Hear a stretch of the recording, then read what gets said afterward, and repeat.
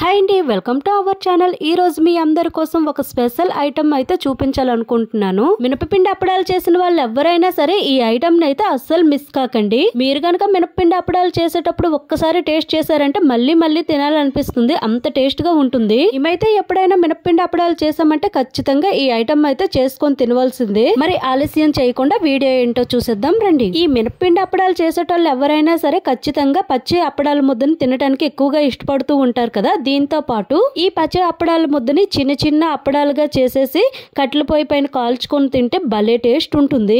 నాకు తెలిసే అప్పడాలు చేసేటోళ్ళు ఎవరైనా సరే ఈ పచ్చి అప్పడాల ముద్ద తినడం తప్పించి ఇలా కాల్చుకొని తినడం ఎవరికి తెలియదని అనుకుంటున్నాను. మరి మేమెలా ఈ పచ్చి అప్పడాల ముద్దను కాల్చుకొని తిన్నామనేది మీకు ఇప్పుడు వీడియో అయితే చూపిస్తాను. మేమెప్పుడైనా అప్పడాలు చేసామంటే ఖచ్చితంగా ఈ పచ్చి అప్పడాల ముద్దను అయితే సపరేట్ గా తీసి ఉంచుకుంటాము. మా ఇంట్లో ఎంతమంది ఉంటే అంతమంది కోసం వీటిని సపరేట్ గా తీసి ఉంచుతాము.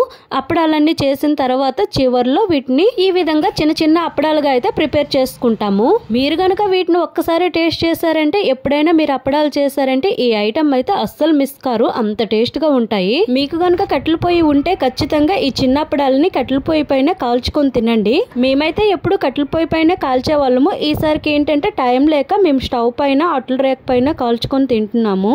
మరి మీలో ఎవరైనా ఇలా కట్టెల పొయ్యి పైన కాల్చిన ఈ చిన్నప్పడాలను టేస్ట్ చేశారా? చేస్తే కామెంట్ బాక్స్ లో కామెంట్ చేయడం మాత్రం మర్చిపోవద్దు. ఈ వీడియో చూసిన వాళ్ళు ఎవరైనా సరే ప్లీజ్ లైక్ అండ్ సబ్స్క్రైబ్ చేసుకోండి. నెక్స్ట్ మరికొన్ని వీడియోలతో మళ్ళీ కలుద్దాం. Thank you for watching.